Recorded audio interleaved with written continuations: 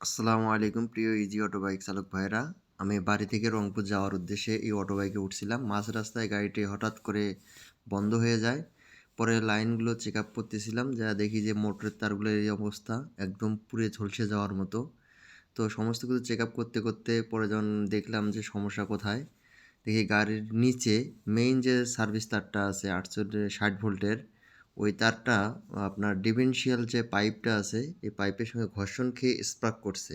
দুইটা negative positive spark করে কালো তারটা যা আছে ওটা একদম পুড়ে গেছে, যার ফলে গাড়িটা মাঝপথে স্টপ হয়ে যায়।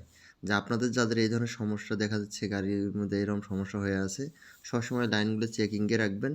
তাহলে আপনাদের মাঝপথের এই ধরনের দুর্ঘটনার সম্মুখীন হতে হবে না। তো সবাই ভালো থাকবেন, আমার জন্য দোয়া করবেন।